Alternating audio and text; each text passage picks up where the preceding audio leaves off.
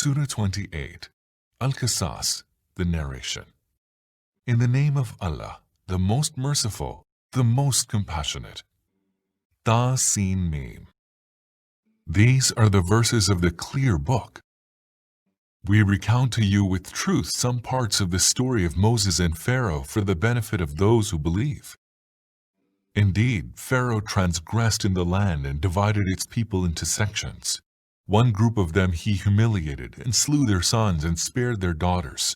Truly, he was among the mischief makers. We wanted to bestow favor on those who were oppressed in the land. We wanted to make them leaders and heirs, and grant them power in the land, and make Pharaoh and Haman and their hosts see what they had feared. We suggested to the mother of Moses, "Suckle your child, but when you fear for his life, cast him into the river, and be not fearful nor grieve, for we shall restore him to you, and make him one of the messengers." Then Pharaoh's household picked him up from the river, that he may be their adversary, and be a cause of sorrow to them. Surely Pharaoh and Haman and their hosts erred in their scheming. The wife of Pharaoh said, "Here is a delight of the eye to me and to you. Do not kill him. Maybe he will prove useful for us, or we may adopt him as a son." They were unaware of the end of it all. On the other hand, the heart of Moses' mother was sorely distressed. Had we not strengthened her heart that she might have full faith in our promise, she would have disclosed the secret. She told the sister of Moses, "Follow him," so she kept watch over him unperceived by the enemies.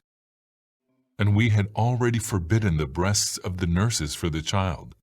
So seeing the girl, said, "Shall I direct you to the people of a household that will rear him with utter sincerity?" Thus did we restore Moses to his mother, that her eyes might be comforted, and she might not grieve, and realize that the promise of Allah was true, but most people are unaware of this. When Moses reached the age of full youth and grew to maturity, we bestowed upon him wisdom and knowledge. Thus do we reward those who do good. Once he entered the city at a time when its people were heedless, and he encountered two men fighting, one of whom belonged to his own people, and the other to his foes. Now the man belonging to Moses' own people cried out to him for help against the man from the foes, and Moses struck him with his fist and finished him. Moses said, "This is an act of Satan. Surely he is an enemy who openly misleads." Then he prayed, "My Lord, I have indeed inflicted wrong on myself, so do forgive me." Wherefore Allah forgave him, for he is ever forgiving, most merciful. Thereupon Moses vowed, "My Lord, because of the favor that you have done me, I shall never support the guilty." The next morning he proceeded to the city in fear, and looking around as one apprehensive of danger, when all of a sudden the man who had sought his help the day before again called out to him for his help. Moses said to him, "Clearly, you are a very misguided fellow." And when Moses decided to lay his violent hands on the man belonging to the enemy, he cried out, "Moses, do you intend to kill me as you killed a person yesterday? You simply want to live in the land as a tyrant, and do not wish to set things right." Then a man came running from the farther end of the city and said, "O Moses, the nobles are deliberating about you, that they may put you to death. So do be gone. I am one of your well-wishers." Soon after hearing this, Moses departed in a state of fear, looking around as one in apprehension, and prayed, "My Lord, deliver me from these unjust people." When, after his departure from Egypt, Moses headed towards Midian, he said, "I hope my Lord will show me the right path." When he arrived at the spring of Midian, he found there a crowd of people watering their flocks, and he found apart from them two women holding their flocks back.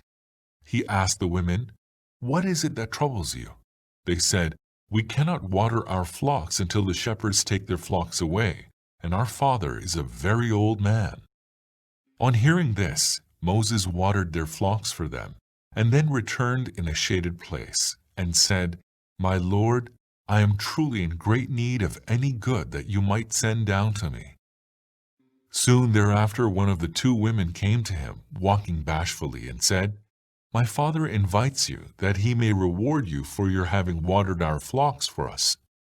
When Moses came to him and narrated to him the whole of his story, he said, "Have no fear. You are now safe from the iniquitous people." One of the two women said, "Father, employ this man in your service. The best whom you might employ is he who is strong and trustworthy." Her father said to Moses, "I want to marry one of these two daughters of mine to you if you serve me for 8 years. But if you complete 10 years, that will be of your own accord, but not an obligation. I do not intend to treat you harshly. If Allah wills, you will find me an upright man." Moses replied, "So that is agreed between me and you. Whichever of the two terms I fulfill, I trust that I shall not be wronged. Allah is a witness over the covenant we are committing ourselves to." When Moses had fulfilled the term and was journeying with his family, he perceived a fire in the direction of the Mount Sinai. He said to his family, "Wait here, I have observed a fire. Maybe I will bring to you some news or a brand of fire from there that you may warm yourselves." But when he came to the fire, a cry was heard from the right bank of the valley, from a tree in the hallowed ground. "O Moses, verily I am Allah, the Lord of all creatures of the universe." He received the command, "Throw away your rod." But when he saw the rod writhing as though it were a serpent, he turned back in retreat and did not even look behind. He was told, "O Moses, go ahead and have no fear. You are perfectly secure. Put your hand into your bosom, and it will come out shining without any blemish. And draw your hand close to your body to still your fear. Those are the two clear signs from your Lord for Pharaoh and his chiefs, for truly they are a disobedient people." Moses said, "My Lord, I have killed one person from among them, and I fear that they will kill me. My brother Aaron is more eloquent in speech than I, so send him with me as a helper to confirm my truthfulness, for I fear that they will reject me as a liar." He said, "We will certainly strengthen you through your brother, and will invest both of you with such power that they shall not be able to hurt you. With the help of our signs, the two of you and your followers will prevail." But when Moses came to them with our clear signs, they said, "This is nothing but a magic that has been contrived. We never heard anything like it from our ancestors of yore." Moses replied, "My Lord knows best who comes with guidance from him, and also whose end will be the best in the hereafter. As for the wrongdoers, they shall not prosper." Pharaoh said, "O nobles, I do not know that you have any god beside myself. Haman, bake bricks out of clay and build a lofty palace for me, so that I may mount up and be able to observe the God of Moses, even though I believe that Moses is a liar." And he and his hosts waxed arrogant in the land, without any right, believing that they will never have to return to us. Eventually, we seized him and his hosts, and we flung them into the sea. So do see the end of the wrongdoers. And we made them leaders who invite people to the fire. On the day of judgment they shall not find help from any quarter. We have made a curse to pursue them in this world, and on the day of judgment they shall be among the despised. After we had destroyed the earlier generations, we bestowed the book on Moses, a source of enlightenment for people, and a guidance and mercy that they may take heed.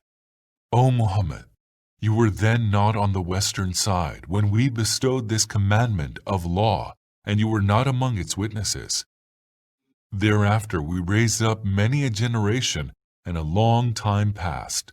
You were then not even present among the people of Midian to rehearse our verses to them, but it is we who are sending news about that. Nor were you on the side of the Mount Sinai when we called out to Moses in the first instance. But it is out of mercy from your Lord that you are being informed of all of this, so that you may warn a people to whom no warner came before you. Maybe they will take heed. We did so lest a calamity might seize them because of the misdeeds they committed, whereafter they would say, Our Lord, why did you not send a messenger to us, that we follow your revelation and become among those who believe? But when the truth reached them from us, they said, Why was he not given that which was given to Moses? But did they not reject before what had been given to Moses? They said, Both are magic, each supporting the other. And they said, We deny each of these.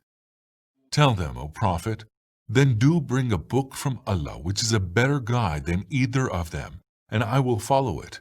Do so if you are truthful.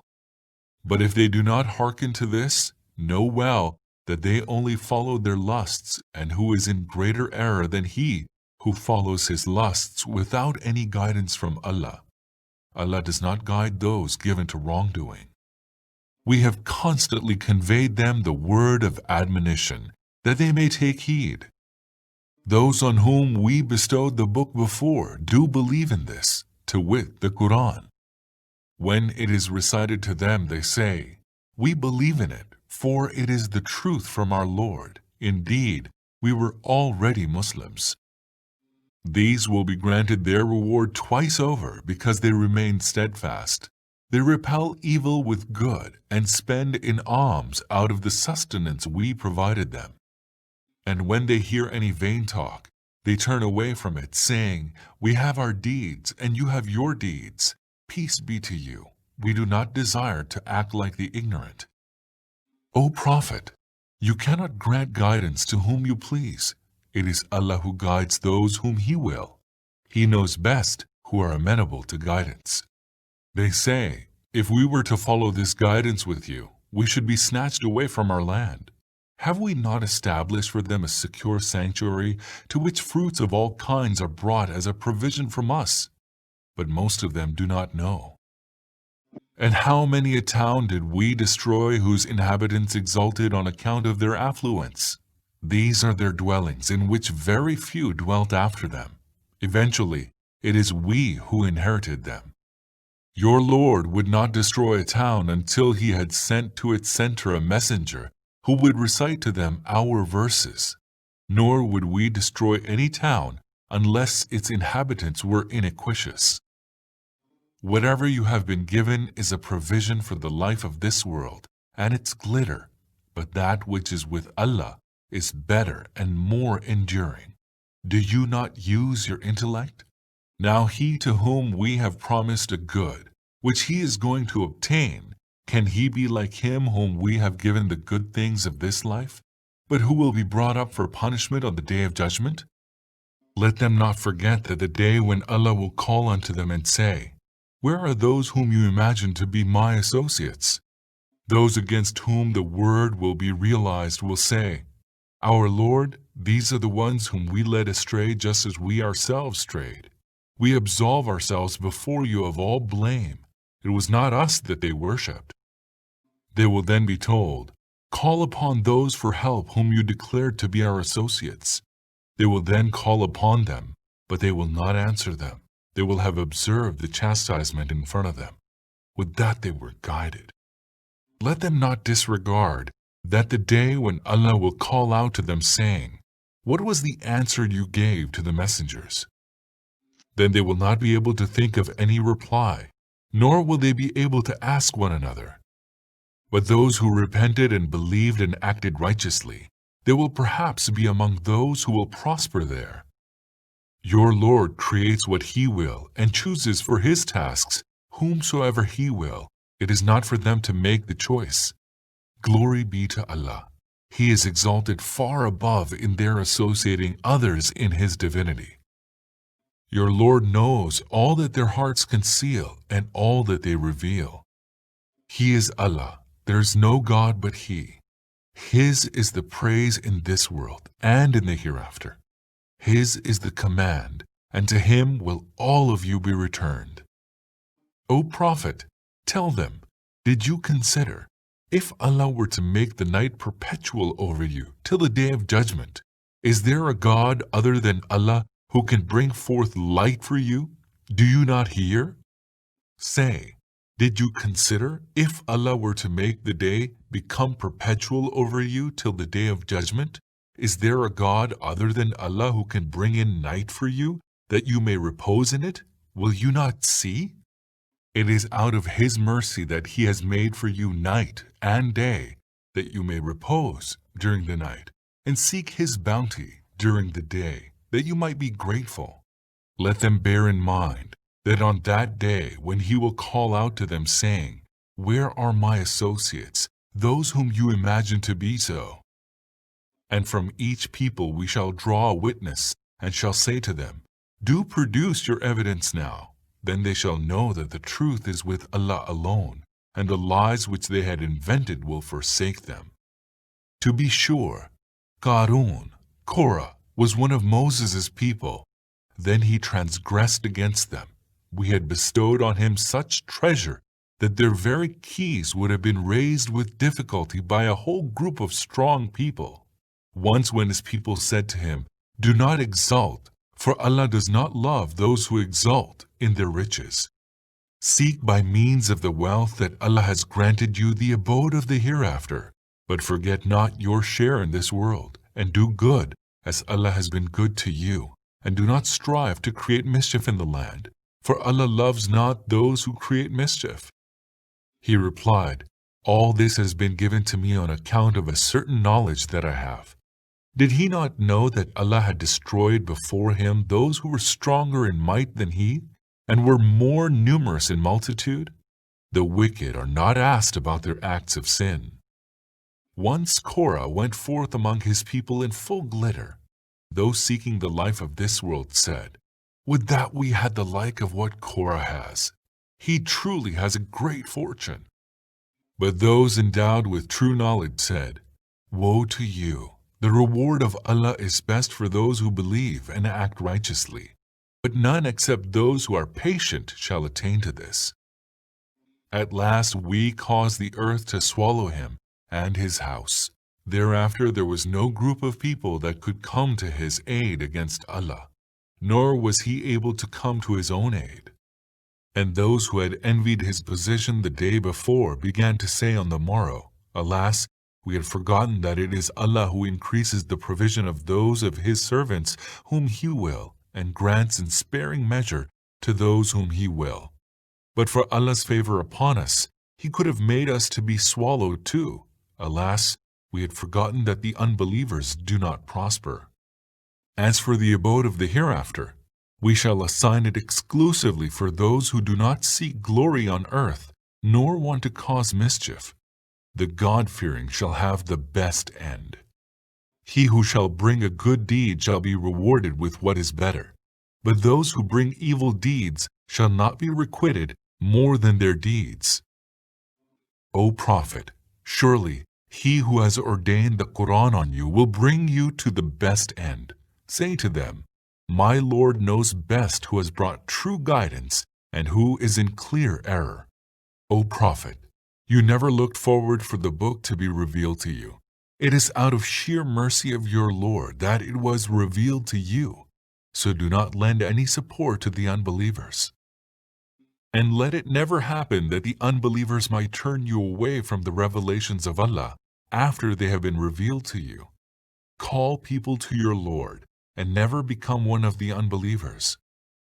And do not invoke any God beside Allah. There is no God but He. All will perish but He. To Him belongs the command, and to Him shall all of you return.